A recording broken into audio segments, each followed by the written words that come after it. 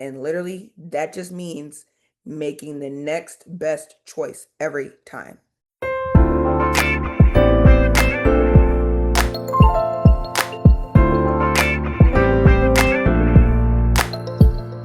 I'm Coach G. I am a faith based fitness coach, making sure that Jesus is the center of everything and making sure that we connect our faith with our fitness because you can be as fine as you want to be, but if your spirit ain't right, it's not worth it. The lesson for today is about food noise. You struggle saying no to yourself, you struggle saying no to the Twinkies, to the drive through, to whatever is available and whatever is keeping you from hitting your health and fitness goals. This also results probably in guilt, in shame, in any of the emotions that are making you feel less than, like you're not worthy of the blessing that God has for you.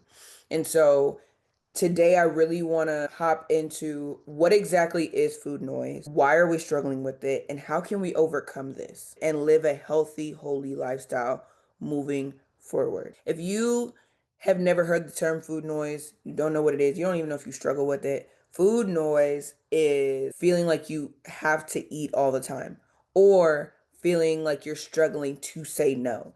You're bargaining, reasoning as to why you want to eat the thing that you know you're not supposed to eat. You're overeating, you're emotional eating. All the negative thoughts in your brain around food is food noise, right? When you're emotional eating, you're like, man, I just need a bowl of cereal, or I just need a Twinkie, or I just need whatever, a pint of ice cream, whatever the fix is, food noise. You be like, you're not even hungry, you just be feeling the need to eat. You're just bored. Food noise, right? Food noise is you not being able to say no and feeling this compelling need to eat. Not because you're trying to replenish your body and not because your body's actually hungry, but just because it's a habit, because you're depending on food instead of God, right? Maybe everybody around you is eating unhealthy and you're like, well, they are. I don't want to look weird and I don't want my family saying anything. Because if you're in a minority family or a family from honestly any country apart from America, and specifically like African or Hispanic, and they're eating things that tend to have a lot of oil and fats, and you're aware of it, and you're like, I think I'm actually gonna go over here, or I'm not gonna put that on my plate. They're like, what's wrong with you, bro? You doing too much. Like, calm down. And it's like, sorry, I care about my health. But if you don't have the mental tenacity, the capability, and the discipline to not care and know that your journey is not just your journey, but it's one that God has called you to honor your body and to be the example for your family, then you're gonna succumb to that. We feel that at first it's really just a physical problem, right? I'm just always hungry. I'm just always feeling the need to eat. No, it's actually a mental and spiritual problem. You have no discipline and you struggle to say no. Why do you struggle to say no? It could be a wide array of reasons, but here are the most common reasons why you struggle to say no. Number one, 9 times out of 10, you struggle to believe that you're worth saying no. You struggle to believe that you're worth being the person who doesn't eat food that doesn't help them, who doesn't succumb to what everybody else is eating, who is disciplined, who does do the hard things. Two, you just don't have the mental tenacity to say no. You're just not strong enough. Having the mental tenacity is like working your muscles. It's just in your brain, right? I'm not going to ask somebody who just started working out today to deadlift 210. You're not strong enough yet.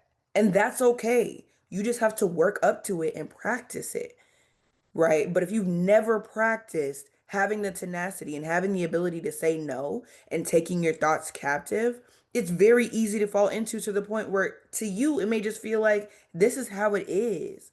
I just have negative thoughts. I just struggle to eat. It's just the way my life is.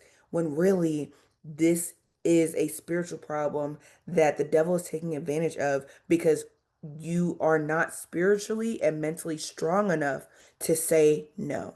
If you're one of my paid clients rewatching this, you probably saw on your invoice that it says Armor Fitness Co. That was intentional because we have to put on the armor of God, not just to fight the spiritual battles of people irritating us and us not cussing them out because we say we love Jesus, right? Not just to be able to stay abstinent, not just to be able to be kind, but to be healthy. It takes mental work to go to the gym.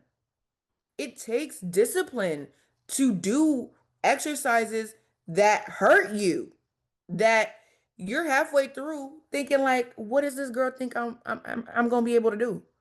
Who she think I am? Right? When really this pain that you're going through this exercise is what's making you strong enough to be able to lift eventually that 210 deadlift if that's your goal or whatever your goal is. Right? If your goal is flexibility, you ain't touching your toes today.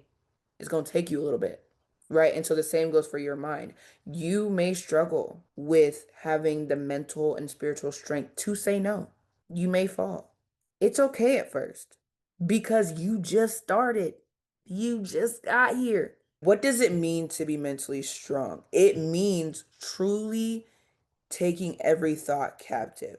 One thing that I love about that scripture about taking every thought captive, it doesn't say create your thoughts. It doesn't say the thoughts won't come. We can't control the thoughts from coming, but you can stop them from getting bigger than they are, taking more room than they have, and allowing them to manifest into the food noise, into you binge eating, into you emotional eating into you feeling guilt because you emotionally ate when you knew you weren't supposed to. That is what it is to take every thought captive. And I'm going to give you practical steps as to how to do so in a minute. But it's truly understanding that you are going to transform your diet, you're going to transform your health, you're going to transform your body, and you will transform your life by the renewing of your mind. Romans 12:2 says, be transformed by the renewing of your mind. It doesn't say it doesn't say transform your body. It doesn't mean transform your spirit. It just says be transformed. Period. By renewing your mind. It all starts up here.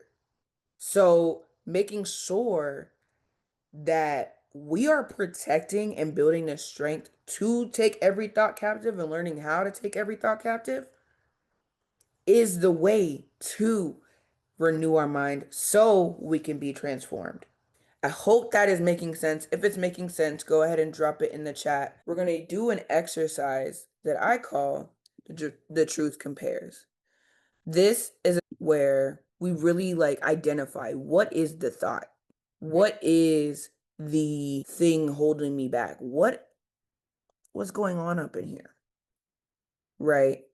And so I'm gonna share my screen so y'all can see this. This is the exercise that I want us to do so we can practically learn how to take every thought captive. This page is a part of a guide that I provide my paid clients called the Regal Mindset. As I mentioned at the beginning, I am a faith-based fitness coach. So God is at the center of everything that we do. And I make sure to teach y'all this part because if we don't lock it on this, everything else is pointless. And so the exercise is called the truth compares. You literally take the thought, you write it down. You're like, what is the thought? What is it? Then find a scripture that says something about what that thought says. 9 times out of 10, it's going to oppose that thought. And then from there, you create a new thought, replacing the thought. So it's not just shutting it down and being like, nope, I'm not thinking anymore. I'm not going to do it anymore. Nope, we're not thinking that. Now, I'm not going to lie. Sometimes you have to because the thoughts feel so strong and your emotions may be haywire. Sometimes Mother Nature's around and you're just struggling. So sometimes you do have to be a little extra and be like, nope, no, I'm good. Nope, we're not doing it. But you have to replace the thought. And the point of replacing the thought is so you can actually teach your brain what to think in those moments. And over time, it gets easier to replace those thoughts. So even when they come, it has to be the really strong ones to even for you to notice because your brain is automatically going to be like, ah, nah. Instead, it's this. Here are some examples, and then I'll talk about some examples for food noise, right? So if you have the thought of, I'm not doing enough, you may have started eating better, you may have started going to the gym, and you see these other people, and you're like, I don't think I really know what to do. I think I look kind of dumb. Am I eating the right thing? Am I hitting my macros? I don't think I'm doing enough. I feel like I could do better. And you just have like this bar set for yourself that is out the wazoo. Like Jesus don't even expect that of you, right? Now, I'm not saying don't expect excellence and don't hold yourself to a standard, but like this is a standard and this is you. Calm down. It's okay. So when you're feeling like you're not doing enough, the truth is God's grace is sufficient for you, and his power is perfect in your weakness. So if you don't feel like you're doing enough, one, analyze it. Are you doing enough? If you are, remember you're human. We are limited. We are not meant to be doing a million and one things. As women, we already be doing a million and one things. So you're at your capacity, and that's okay because that's where God comes in. God begins where you end. And so when you have that thought of I'm not doing enough, you see the scripture, 2 Corinthians 12:9. All right, his grace is sufficient and he's perfect in my weakness. The new thought is God doesn't bless perfection. He honors obedience. His grace fills the gaps where our hustle ends. So really locking in an understanding, you know what? Let me give myself that grace. Because I know I'm trying my best. I'm not an expert in this. Let's see. Today was so stressful. I just want to go to the drive-thru, bro. I don't even feel like thinking about what I'm gonna eat. What does the Bible say about that? Do not grow weary of doing good. Okay. I'm tired. Today sucked, but I can still make a low maintenance meal. I can have a PB&J sandwich and some broccoli. I got some frozen nuggets and some veggies. I can throw those in the air fryer. Those will take a couple minutes while I go take a shower, and I'll just move a little bit slower and make sure I only do the things that are absolutely necessary today. That is a live, real life of myself as well. Example of what it is to take thoughts captive and genuinely learn how to renew your mind and take the action, right? So then, not only did you save money because you didn't go through the drive-through, right? You built the mental strength because you told yourself no and you executed on doing what you needed to do, maybe just at a lesser expectation, right? And so making sure that you do give yourself grace. Two, what does scripture say about it? And three, from what scripture says about it, how can I now move correctly? Do acknowledge that when we put in scripture, it didn't invalidate the fact that you're tired. It didn't invalidate the fact that you had a rough day, right? You did have a rough day. Valid. I hear you. But do not grow weary in doing good. That doesn't mean you're not going to have bad days, but it does mean even when you have bad days, you are still required to show up. Consistency is just about showing up. How you show up, it's up to you. I didn't ask you to create a four-course meal, but you showed up. That is what matters. And so being intentional about that. Create boundaries. Sometimes boundaries aren't just to keep people out, it's to keep us in.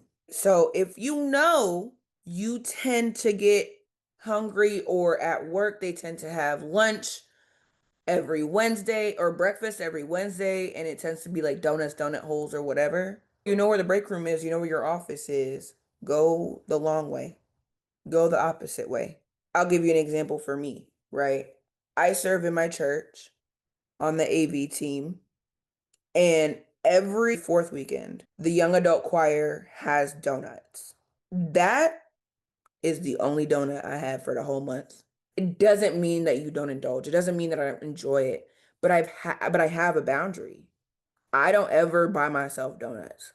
If it's presented to me any other time, I have to say no. Because I know for a fact every fourth weekend of the month, I'm going to get me a kolache and maybe a donut. One kolache and one donut a month is not going to hurt you.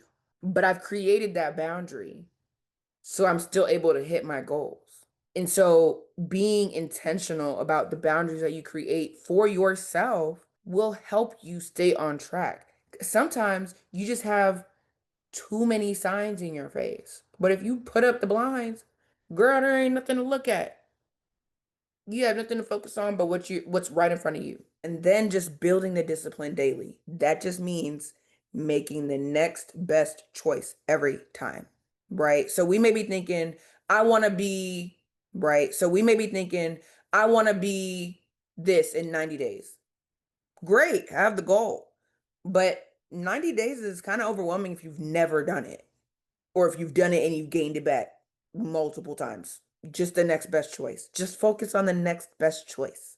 Trust me, you might be thinking just about the next best choice and realize it's 3 weeks later and you haven't had a donut. You haven't had a pint of ice cream, or maybe you only had half a pint because you just weren't craving it that much. Because at that point, it wasn't that like that's what your body needed. It's just you were so used to doing it. Sometimes the craving isn't an actual craving, it's just a habit that you're not used to not doing. So do the truth compares, where you take your thought, you compare it to the scripture, and you make a new thought. That is taking your thoughts captive. Build boundaries and build discipline. Make the next best choice.